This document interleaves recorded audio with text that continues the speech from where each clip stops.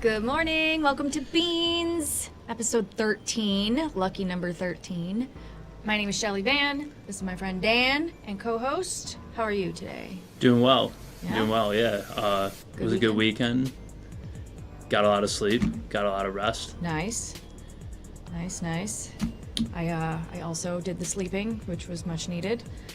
To anyone commenting on X, we are streaming a little differently this morning, and we're not seeing chat in our aggregated chat, so I'm going to do my best to keep an eye on the X stream on my phone. But if your name is not on that wheel, please be super active in either the X stream chat, and I'll keep an eye on it, or jump over to our YouTube channel and be active in the chat over there, and we'll get your name on that giveaway wheel. Jose's here, Gary's here. I do see Bad Sheep and Fred Arm on X, so hello. Thank you everyone for being here. I hope everybody had a good weekend. Chat, how was everybody's weekend? What did we do? Did we do anything fun? I know Chicagoland had some crazy weather. I found myself nearly in Kansas because of some wild weather. I think we all need to be conditioning ourselves to check the weather before leaving the house, which is Who are you telling, me or you? Me. Because, yeah, I'm not in a habit of doing that, but this is the second time in like 2 weeks that I've been caught in crazy hail, a wall of rain, and I don't like driving in that. It's a bit frightening. Yeah. Also, it's like it went from like 80 degrees down to 36 with like a tornado. Yeah. So that is early spring weather, I guess. Mm-hmm. It's gnarly out there. So, good news from Frank. Lily is back playing in full. We Hooray! love that. Hooray for Love Lily. to hear that. We need video content. Yes. You should mint some video content of Lily playing. Yeah. That she's extra energetic after all of her downtime. So, happy to hear Lily's doing well. Beloved Summer was sleeping. Yep. Yeah. That's where it's at. We're all about to come out of hibernation if you're in this area. Dan, what are we doing today? Are we kicking it off with some fun giveaways? We are, but we also are going to feature Gary's daughter. Latest drop. Yes. Eleanor's latest work. Yes. So let's kick it over to a giveaway. Anyone from X, please make sure to drop a comment. We are trying something out different here with the streaming, so not ideal. Yeah. We can't see chat, so we're working on it. Jose said, Shelley, I have the same t-shirt. Yeah, you do. This is the OG Tasty Crypto shirt, so anybody who's won it, this is it. Mac Egg getting $1 an ETH. Nice. This is a very soft shirt. $1 ETH. Wanderer. So, is our background music on? Yeah. Sweet. Tasty Crypto merch credit. Nice.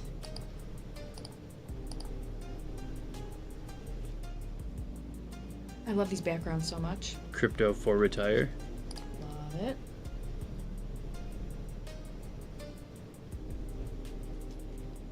This isn't gonna work. Tasty Crypto merch credit. Nice.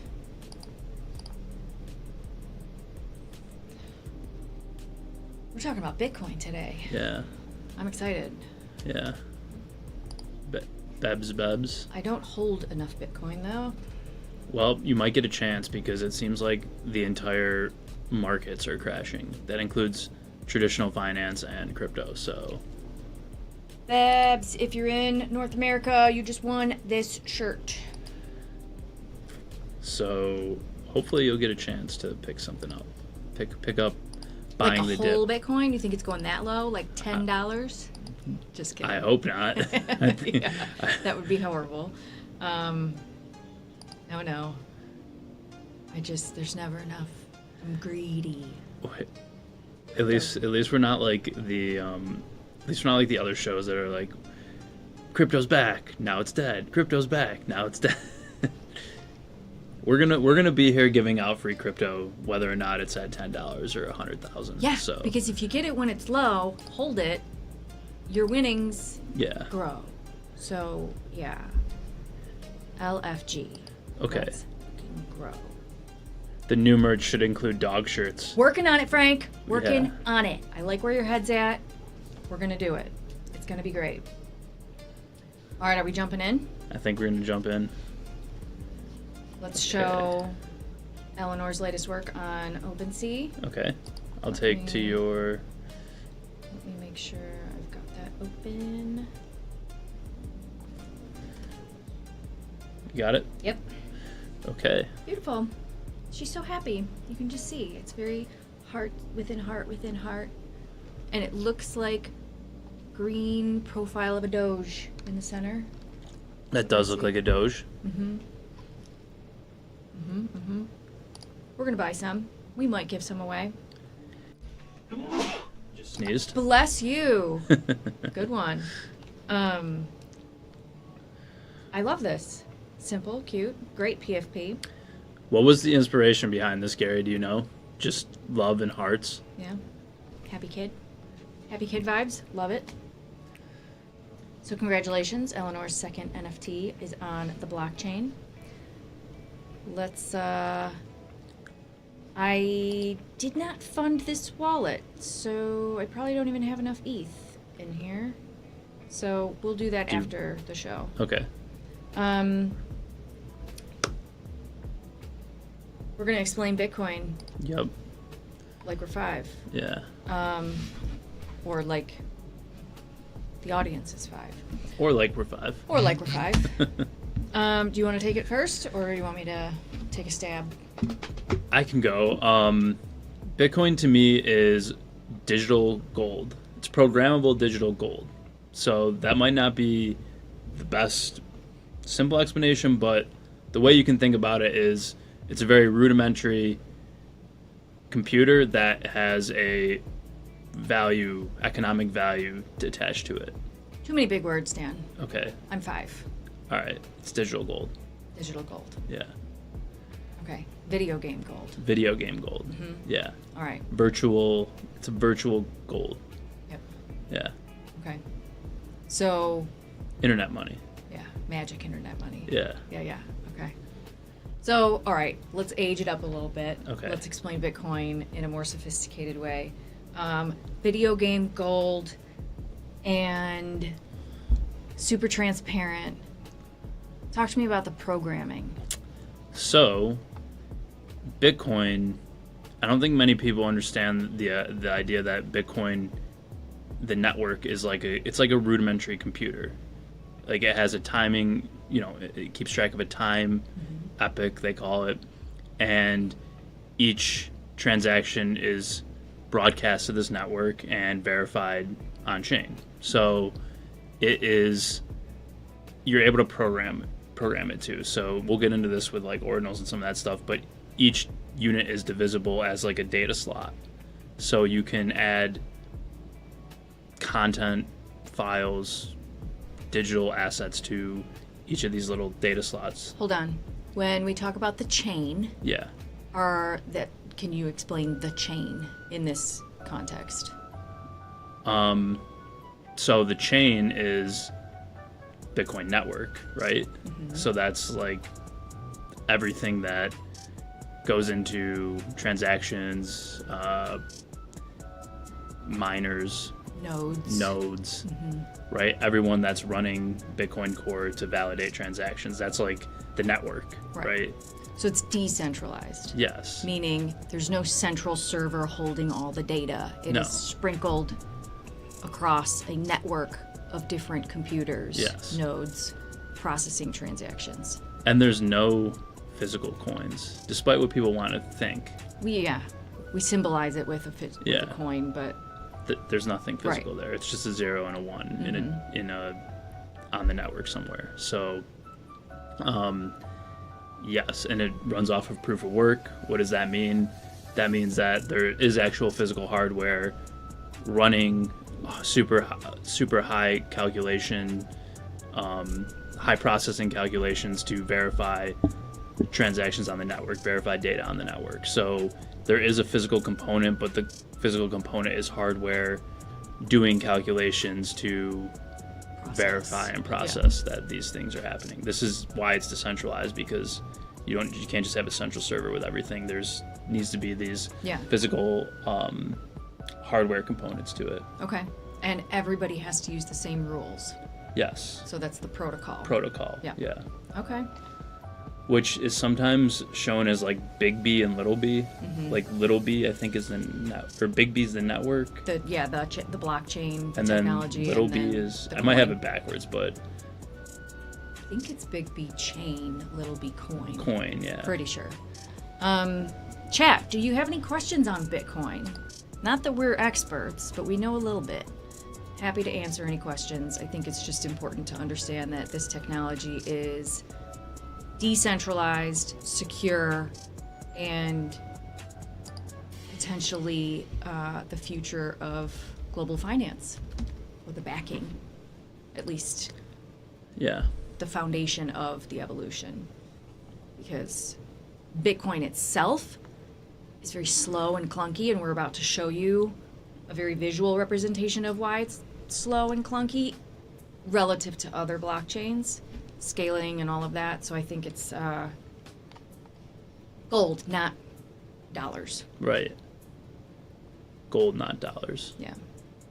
I think it was built that way for a reason. Yeah. You know. How about? Do you have anything to add to it? Like, What mistakes or wins have you had with Bitcoin? wins I've had have just been consistently buying it when it's hammered like down and people think it's going to zero, right? Just being a little bit of a contrarian and buying it when people think it's going to zero and it's a scam, and then selling it when, you know, Donald Trump gets elected and Right. you know, it goes So to you're 100K. trading it. You're actively trading. Yeah, but I'm not like so much as like day trading it. I'm just paying attention to when it's oversold and overbought, right? And I don't even think that there's anything technical about it as much as it's just like paying attention to when it's in the mainstream and there's a very positive sentiment to it. ESCO 215, Bitcoin is the little granddad of crypto. Yes.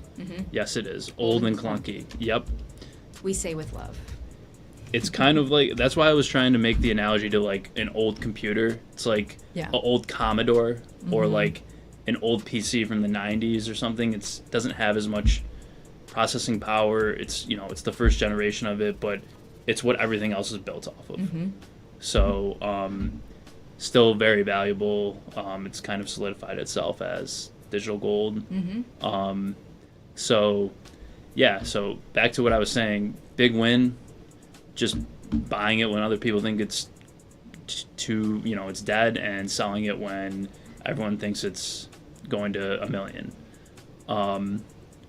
Big losses have been me trying to trade into, you know, day to day or trade ordinals, which we'll get into in a little bit, which are collectibles.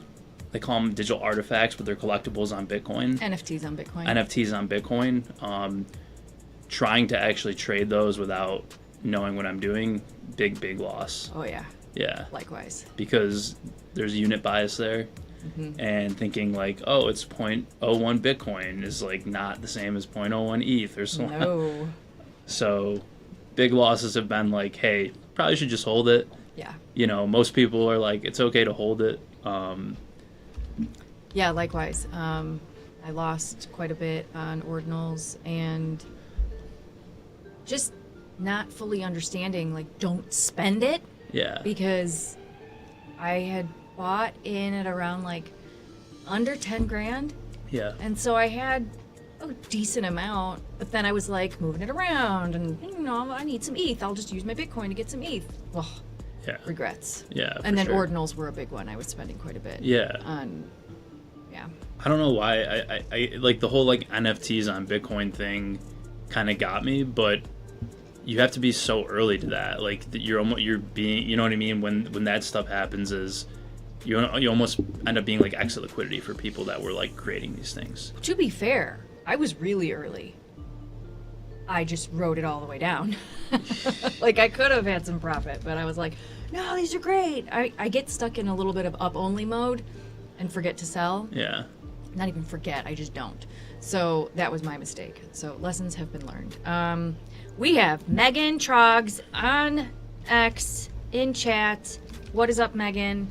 You'll be seeing and hearing more from Megan. She is helping us with some social media stuff, so, and currently traveling. So safe travels. I hope you're enjoying your trip, and we're looking forward to you getting back stateside. So yeah, we've got some questions in chat. What are your thoughts on projects developing on Bitcoin blockchain?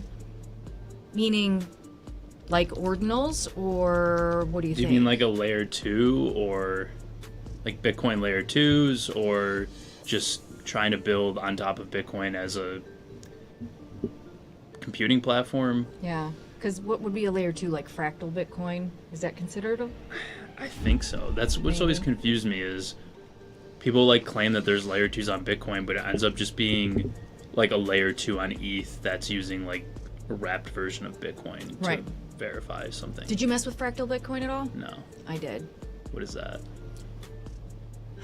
I don't know how to explain it intelligently, but it is fast. Okay. Like, relative to using Bitcoin itself, fractal Bitcoin was very, very quick. Okay. So I feel like if there were a layer 2, it would maybe be an example. And then, is there a book like Crypto for Dummies or something that us normies could study? See, this is something interesting. My philosophy is there's no reason to read or like get a book on it. You just gotta go use it. Mm-hmm. So you just gotta like safely though. Don't go spending tons and tons of your income like stream. But a couple $100, let's say. I don't know. That seems pretty standard if you're have a job, whatever. You can spend a couple $100, set it aside, go on Tasty Trade, just buy some Bitcoin, and transfer it out to a wallet, or just we'll drop some links, but just start using it. Like I don't know that there's a good way to read a book about this stuff. It's kind of like anything. It's easier to jump in and use it. Like you can. Well, and I think things are changing so often that book-wise is not a great resource, because once it's published, it's kind of outdated already. So just keeping up with. Maybe YouTube is better, like some videos just to understand how it works. Yeah.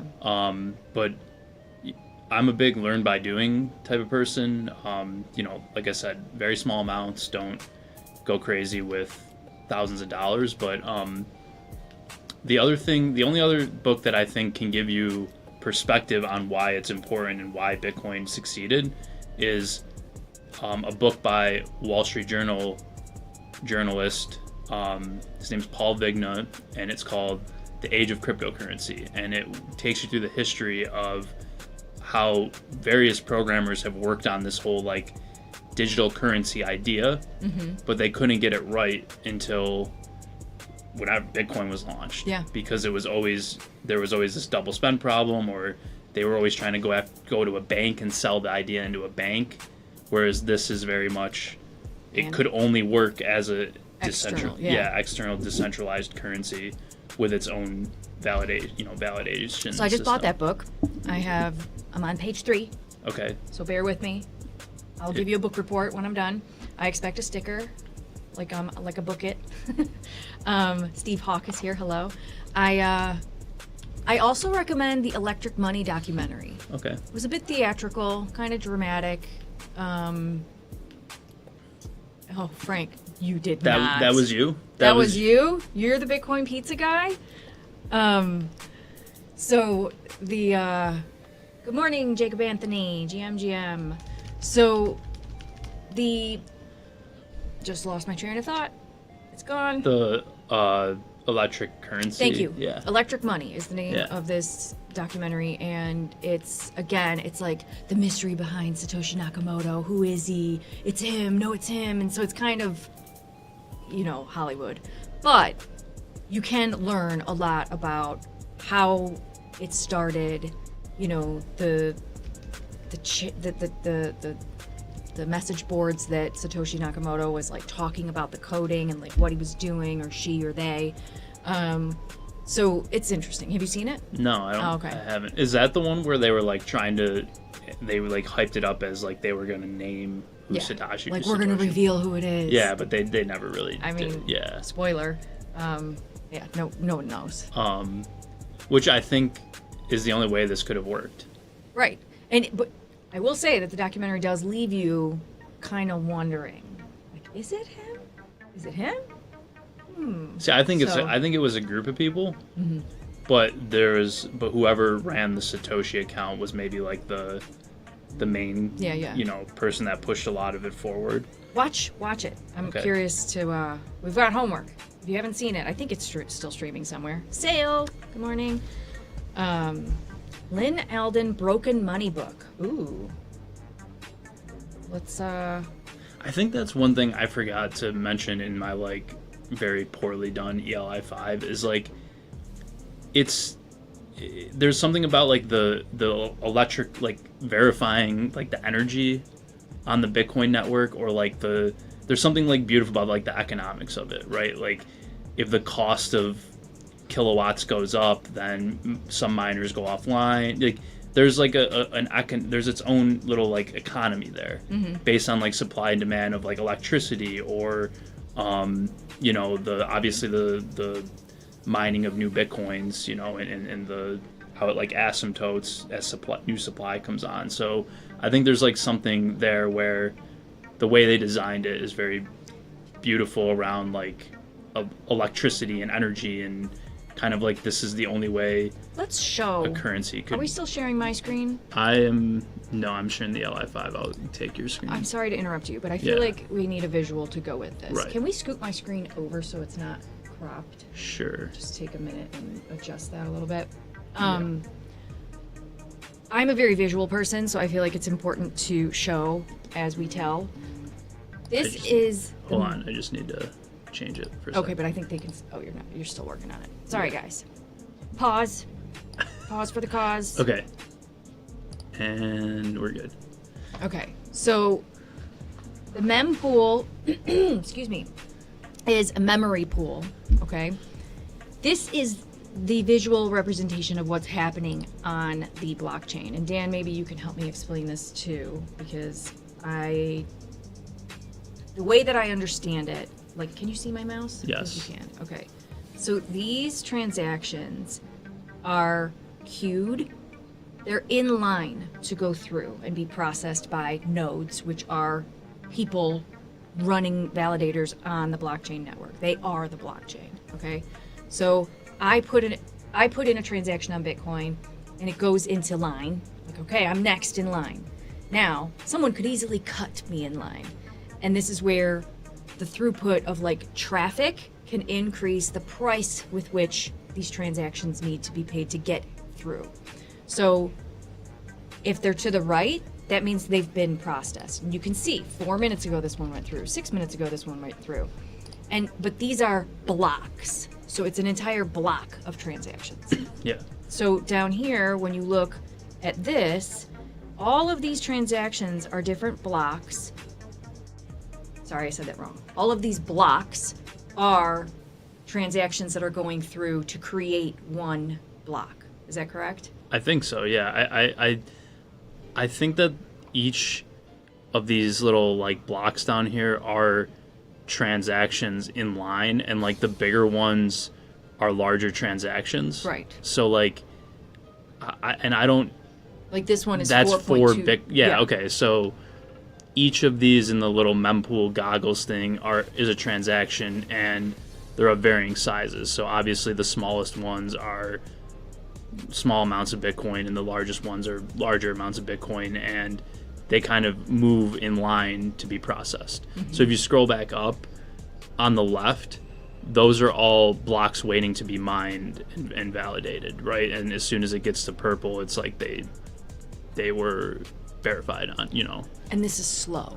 This is a very 10-minute block size, yeah. No. I mean, this is a slow day on chain. Oh, yeah. Because when I was doing ordinal stuff, these lines, I mean, it was like many, many, many blocks in queue, and I would watch mine get pushed, and I was like, no, I'm getting booted to the back of the line because I didn't pay enough in transaction fees.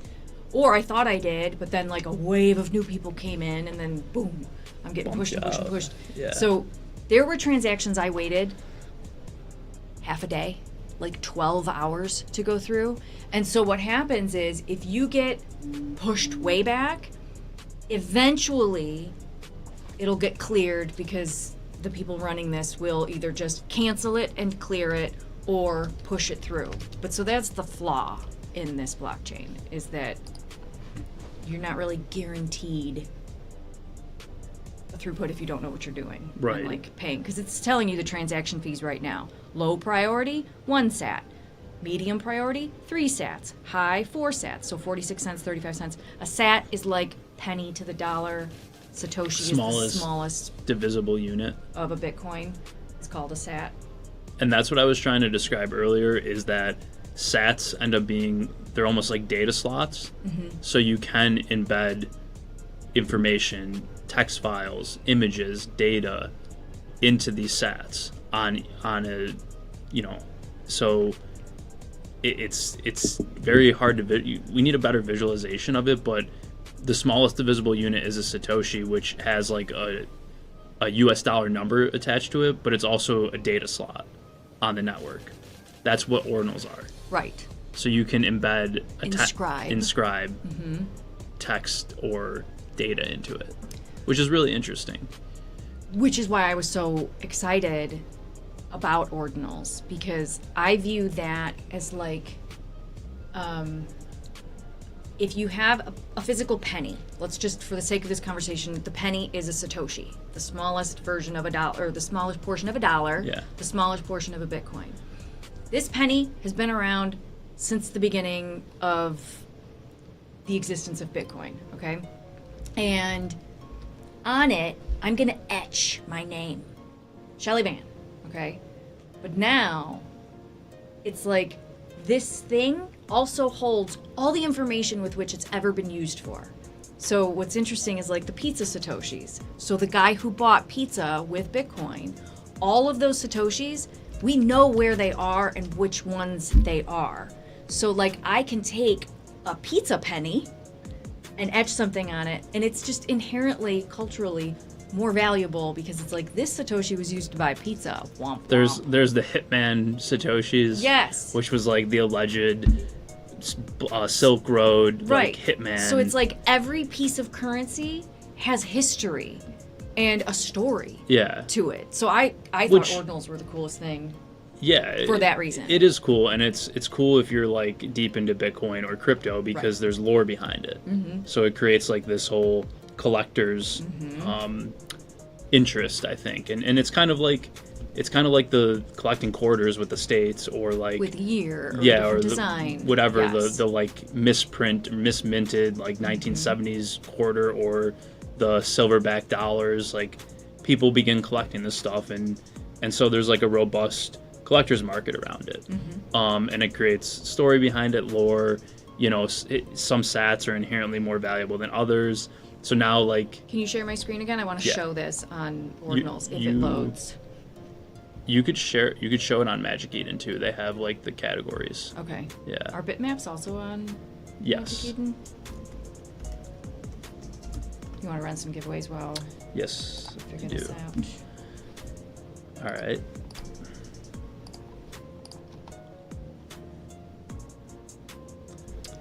Logan.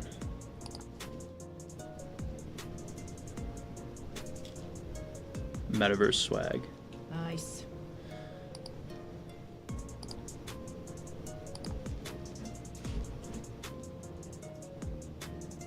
And then I'm ready when you Trogs. Let's go.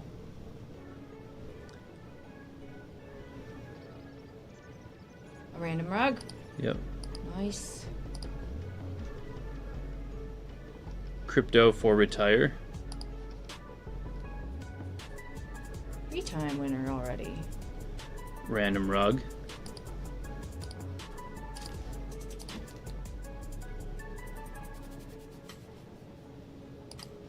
If you don't see your name on this wheel, say something in chat, and if you're on X, I can see you, you just won't see it on screen. Fred Arms getting a random rug. Fred Arm.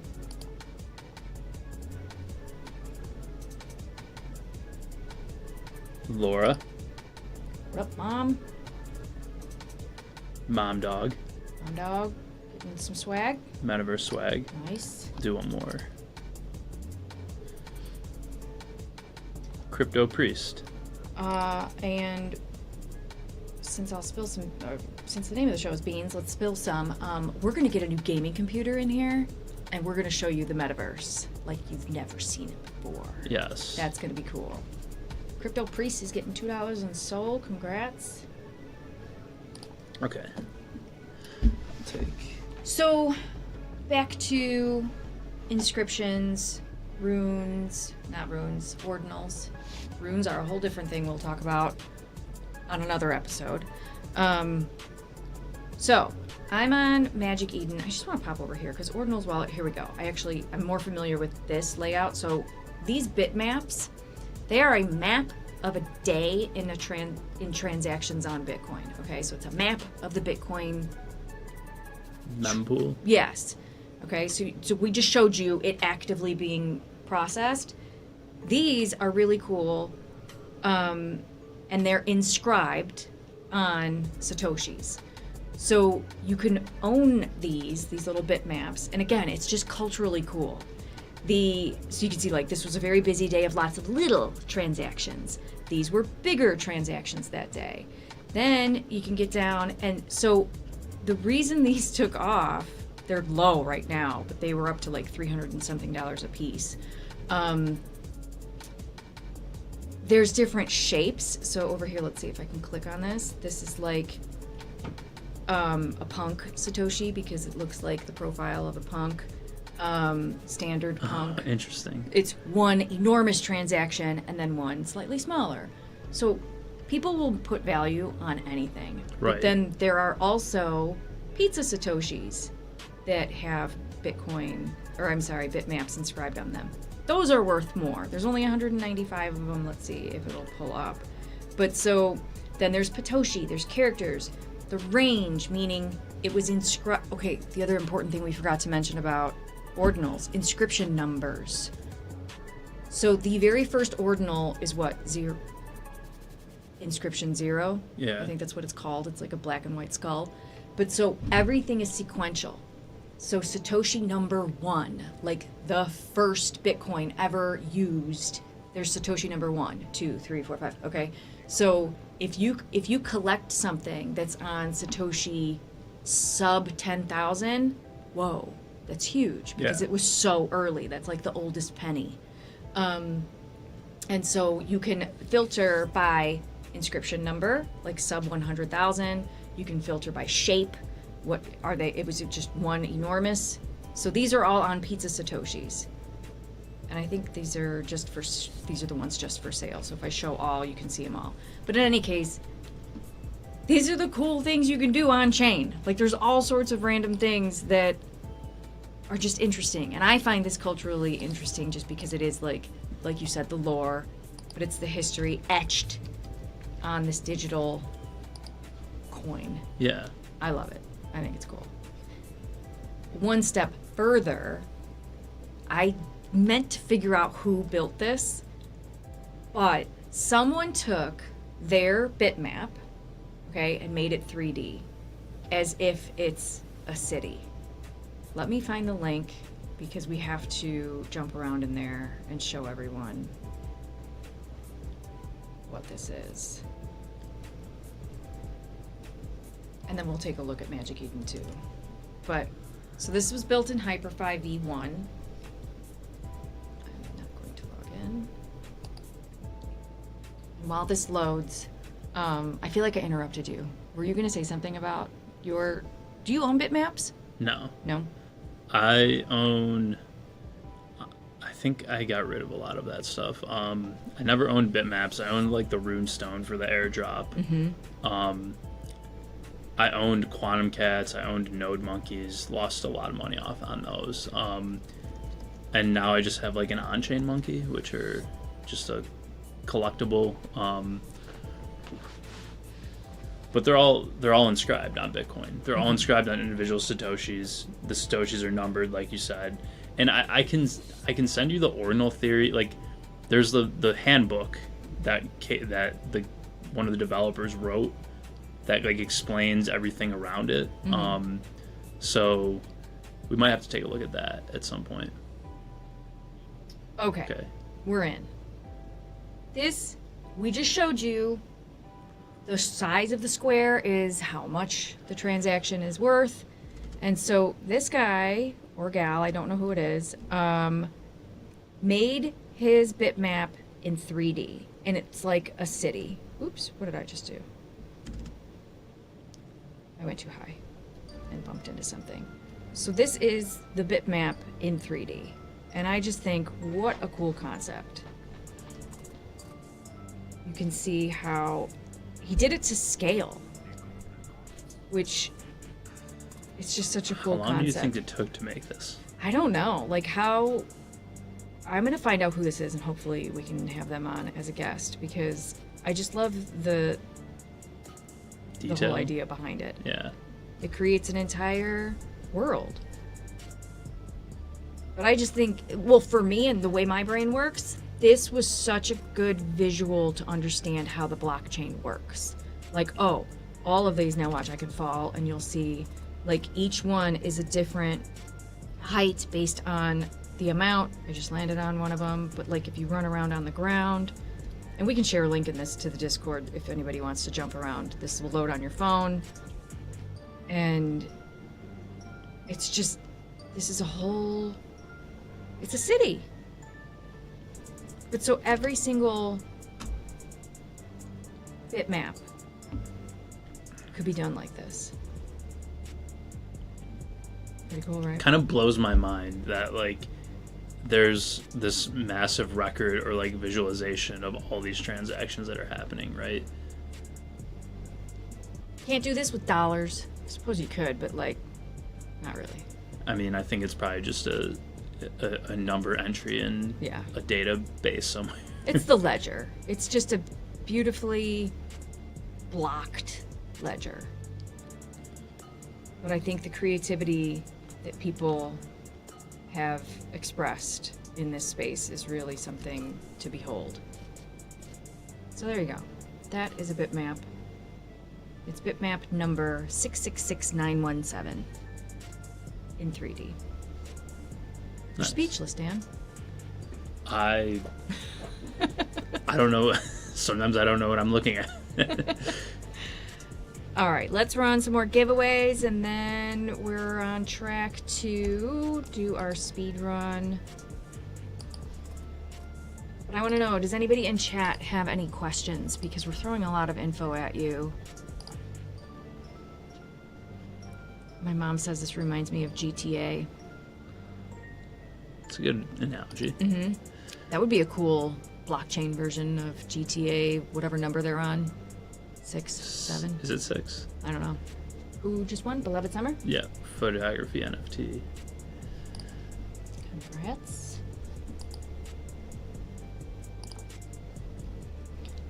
Esco215 says the longest data block took 30 days to process.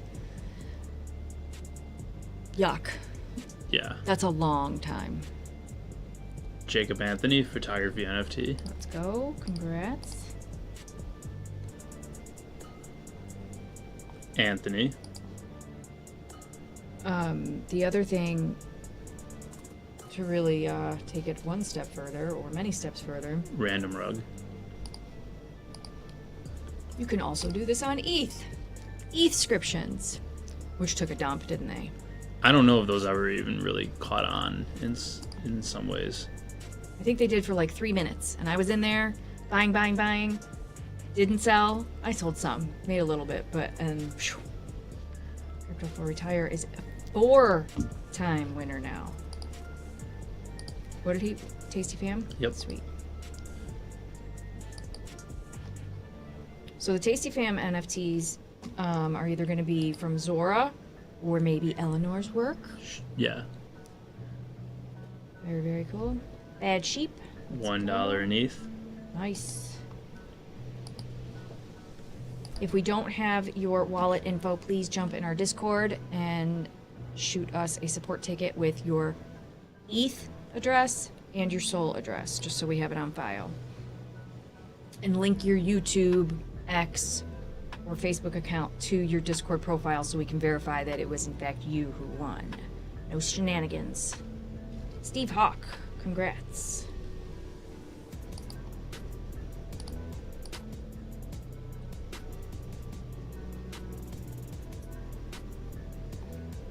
Sale.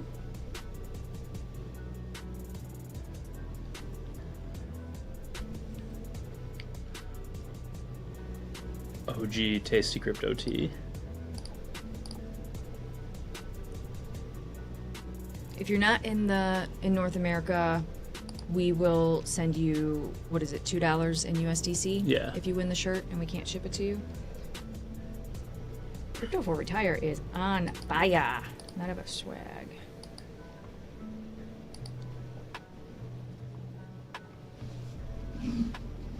Frank G. Frank.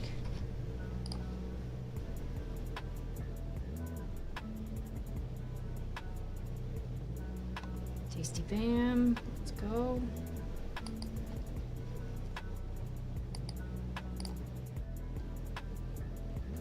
How'd you first learn about Bitcoin? That is a good question. I don't know. I don't remember. I think like probably just being on message boards or something. I remember coming across it in college and kind of like just doing like Wikipedia research or like just like Googling it, never thinking of buying it. And then when I got out to Chicago and started my first job was when the whole like first bubble happened. Mm-hmm. And that's when I like opened a Coinbase account and bought it. So Okay. it was like around 2017 when I first was like, I'll buy it, but I had 2 years earlier had been like reading about it. Yeah. But it's a good question. I don't remember how I came across it. Dan just woke up orange-pilled one day. I woke up and I was aware of Bitcoin. I was just miraculously aware of Bitcoin. Oh, if I could go back. If we could all go back, right? Just wake up and know, like, yes. Steve Hawk again. Metaverse swag. Y'all gonna be dripping in the metaverse. I'll start with Decentraland wearables. I think that's what we're gonna send out, so that when we do hop into Decentraland, everybody can look really, really good. Okay. Do you want to take to Speed round? I think so, yeah. Yeah? Yeah. We're gonna do some Bitcoin trivia, because why not? Yep. Show me what you got, Dan. Okay. We're gonna quiz him. They're pretty easy. How many Bitcoins will ever exist? 21 million. Okay, But some are lost. it's true. And some are still in Satoshi's wallet, so It's true. How many do you think, they're circulating. yeah, like, aren't permanently gone? Probably like 20 mil. Really? I think, didn't they calculate based on, I've heard like 19. 19. So like makes sense. actual total supply Is gonna be 19. about 19 Yeah. or less, maybe a little less.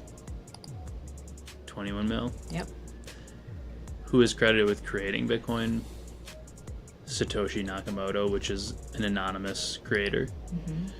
Well done, well done. What is the actual story behind it? Is it just somebody like what was that documentary? The Electric Money documentary. So Jose had it right. He said 21.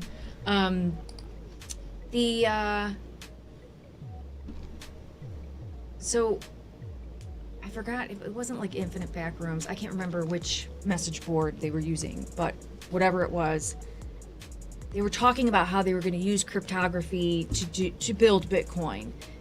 But someone or many teams of people like cataloged the timeline of like what messages came through. Satoshi went quiet, and then it was like all these other people started working on it and building, and they were talking to Satoshi. So people have like emails exchanged with Satoshi Nakamoto. And so in any case, it's just like it's like a murder mystery, not murder, but like a mystery around, and then they were building kind of a case for it to be this person or this person or this person. And so through the whole documentary, you're kind of like, But the way it's contextually framed, you really do start to think like maybe it is that guy. This guy wants it to be him. He's kind of like younger and like, yeah, it's me. And we're like, why would you? Yeah. And so, yeah, in theory, if Satoshi Nakamoto is one person and they're still alive, they're the richest person in the world. In the world. Yeah. Yeah. But I think that's the whole point is like they couldn't have been, nobody could have known who it was for it to work. Right. Because it'd just be it's centralized then. Yeah. To some extent. So Coinage Media's here. Hello and welcome. In what year was the Bitcoin white paper published? 2008. Nice. 2008. Dan knows his shit. What term describes holding Bitcoin instead of selling it? Hodling? Yeah. You're going too fast. You got to give chat a chance too. Okay. So okay. Go ahead. You got it. You know I'm a big trivia person. Are you? Yeah, I guess. Ooh. I don't know. Okay. Good to know. But I'm not good at like pop culture trivia. All right, go to the next one. Okay. So we can give chat a chance. Give Okay. the rest of the fam a chance. Which programming this is more of a tough one for chat, but which programming language was Bitcoin originally written in? Oh, did we stump him? I think so. Yeah? Isn't it its own language? It's like Wrong. We need like the buzzer. Yeah. I don't know. Was it written in like C++ or something? Of course he guesses it correctly. Yeah, C++. But didn't they create their own? Isn't It has evolved. That's Yeah. why originally written in C++. Yeah. Yeah. Go ahead, next one. Okay. What is the process called by which new Bitcoins are created? Shh. Wait for chat. Give chat a chance. How is Bitcoin created? The process. What is it called? We've got a little bit of a delay because Ben just came in with Python. Esco says it's crazy that this person or group was able to develop Bitcoin and no one is willing to talk about him, her, them. Satoshi is like Banksy. People have met him, but everyone is tight-lipped. Mm-hmm. Well, didn't one of the early creators or programmers, Hal Finney, didn't he die? I think so. Yeah. I think so. Genesis? No, this question's kind of framed funny. So what were you going to say? Mining. Yes. Yeah.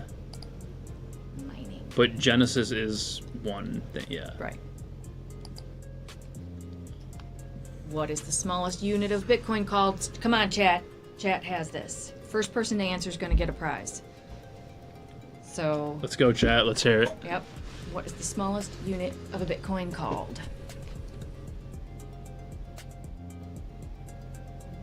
Sat. Nice. Apsy. For the win. And you win a sat for getting the answer right. No, I'm just kidding. I'm like, are we going no, there? No, we're not. No, we'll do Tasty Fam, NFTs, or yeah, we'll do something fun. Yeah, sending Bitcoin as prizes is a little more complicated. Yeah, I don't want to do that. Yeah, maybe we'll get there, but not today.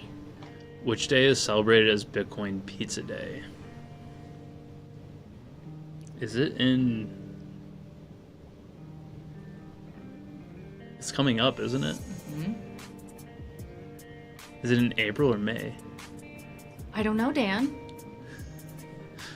I don't remember it. We need a buzzer. Chad, does anyone have it? What day is Bitcoin Pizza Day? To be fair, I only know this because I set this up. Otherwise, it's not like. Is it May? Is it like May 21st or something? Ooh, so close. May 22nd. Yeah. All right, Dan. Because you gotta go. We gotta join Pizza DAO. Mm-hmm. Pizza DAO will pay for all the pizzas. Yeah. We did a Last Slice Collective in Decentraland, did a really cool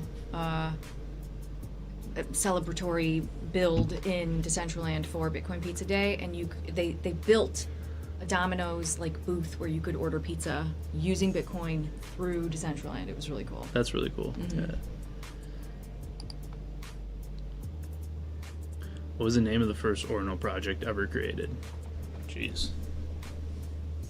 The first Ordinal project ever created. Project. So like not the first SAT, Ordinal, right? but... Or the first Ordinal, first project on Ordinals.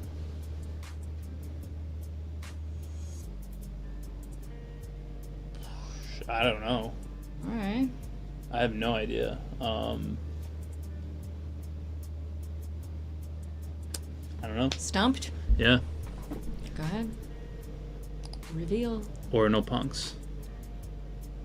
Yeah. Oh yeah, because there's Bitcoin punks and Ordinal punks, and I bought the Bitcoin punks, which didn't do anything. But Ordinal punks are worth a lot of money. Yeah. They're like sub 1,000 inscription numbers. Yeah. I think like. Yeah. Very early. I remember, I'll go on, but I remember the first time I was buying Ordinals, it was like over the counter on someone's like Excel spreadsheet. Oh god. And like you had to just trust that the person was going to send it to you. And it was like none of the stuff was built out. So there wasn't like a wall. Magic Eden didn't support it. There was no wallets. It was like you used something called Sparrow wallet because it allowed you to segment the UTXO. Yeah, I was using. See you later, Gary. See you, Gary. Thanks for being here. Unisat wallet. Yeah. And Ordinals wallet is what I was using. But yeah, so you were really early. What's an Ordinal? That is like a Bitcoin NFT. Yeah, it's Bitcoin collectibles, Bitcoin NFTs. Yeah. They're inscribed on individual Satoshis. Which major online retailer was the first to accept Bitcoin as payment? Interesting. eBay? No. Kind of close. Not. I wouldn't say similar, but. Was it an e-commerce platform? Yeah.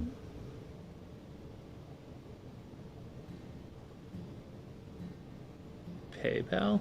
No. Why would they? Is it like Mercado Libre or something? Is it some like? No, it's a big. You'll know. Like you've heard of it. Huh. Chat, help me out. Yeah, help him out. Dan is stumped. Go ahead. Overstock. Yeah, okay, I remember that. Yeah, that was like they were one of the first to capitalize on like putting Bitcoin on the balance sheet or whatever. Yeah. Tesla. Good guess. Jose got it. Oh, let's go. Let's send Jose some fun stuff. What term describes the massive price surge after a Bitcoin halving? The massive price surge after a Bitcoin halving. What term describes the massive price surge This after question's kind of silly. After a Bitcoin halving.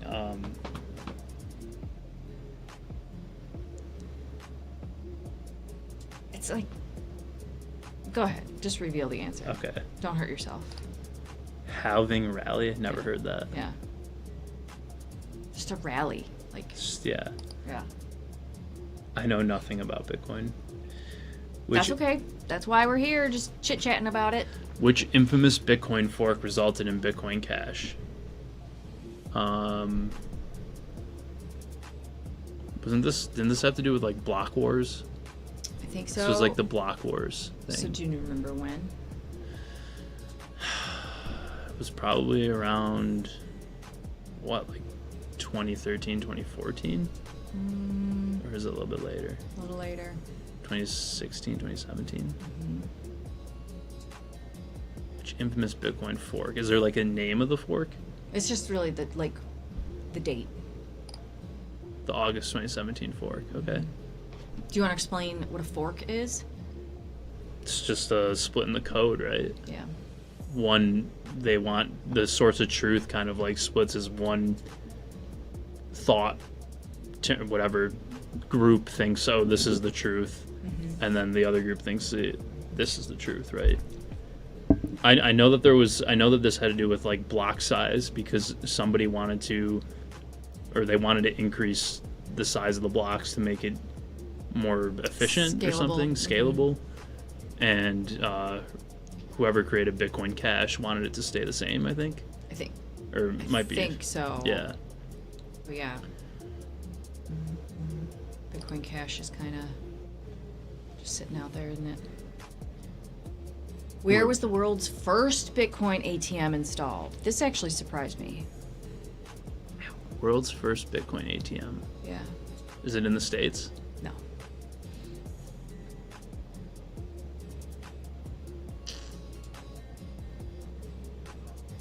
It wasn't El Salvador, was it? No. I think you'll be surprised too. The UK? No. Times Square. That would be a flex, but nope. I have no idea. Go ahead. Vancouver. Vancouver. Interesting. 2013. Interesting. I thought that was very. I was going to say Japan next Yeah. too. Uh-huh. Okay. Which protocol upgrade in 2017 improved Bitcoin's transaction efficiency and security? Which protocol upgrade in 2017? I actually don't remember the answer to this one. This isn't like Taproot or Oh. Go ahead. SegWit? Yeah. Yeah. Yeah. Okay. So SegWit and Taproot.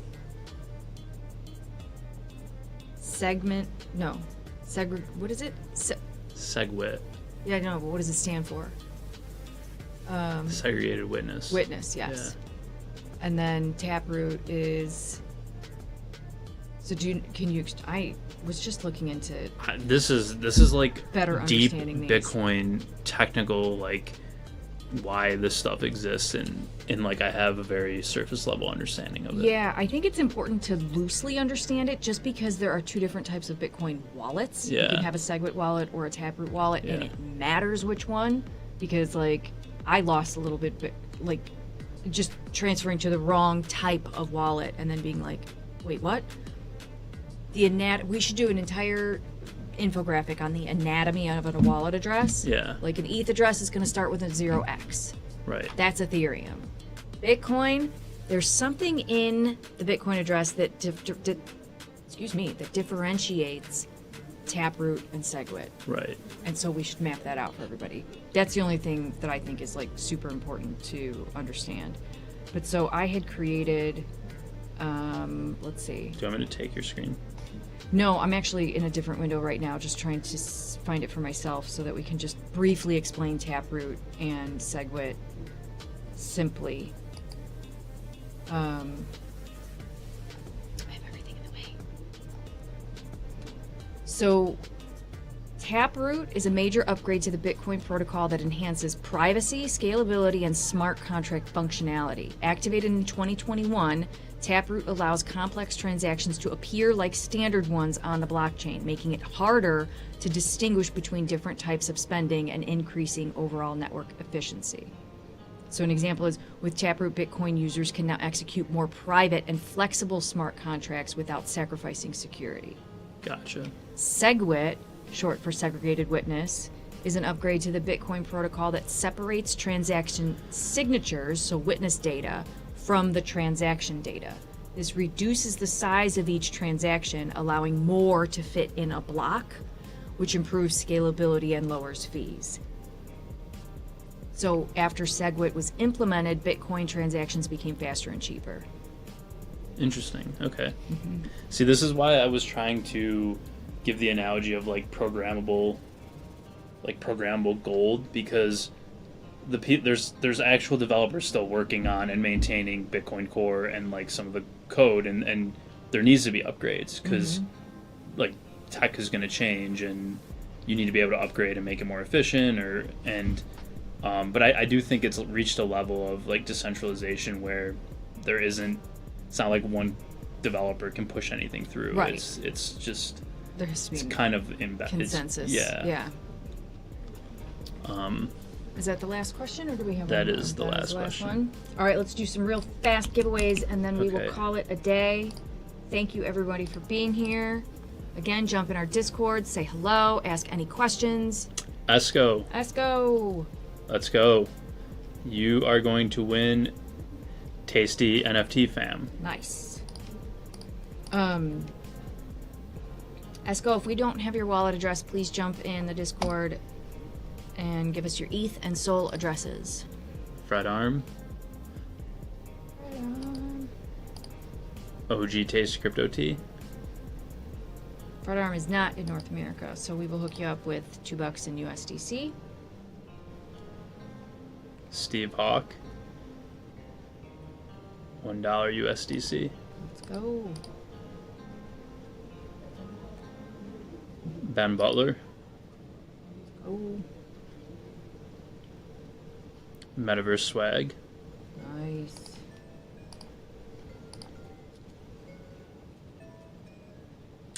Ruvanchi. Photography NFT. Nice. Trogs. Can we tell the people where we'll be in May? We'll be in Toronto. We will be in Toronto. We're going to Consensus.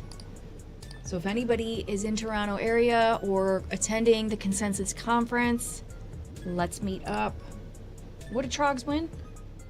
Photography NFT. Oh, thank you. Bit cheap. Tasty NFT fam.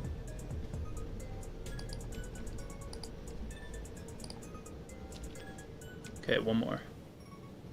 Enchant. Chant.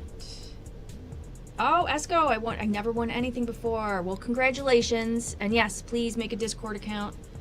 And if you have any questions, you can DM us. Let's see, you're on YouTube. You can find us on Discord, X. Like if you have questions about Discord itself, if you're new, it's a little confusing, just hit us up. We'll help you get in there. Yeah, and you can scan the QR code if you Yeah. need to get in there. Okay, One more, Dan. One more. one more.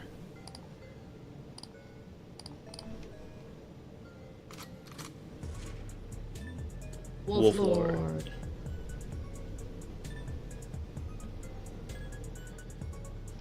$1 USDC. Let's go. Congrats, everybody. Thank you for being here. We will be back on Friday. We'll have a cool door prize. Yeah, we got some cool stuff coming up. So, in the meantime, subscribe to our newsletter. Ryan's putting out a market update on Wednesdays, and then the big baddie goes out on Saturday mornings with all sorts of info in there. And download the Tasty Crypto wallet if you don't have it. And we will see you Friday. See you Friday.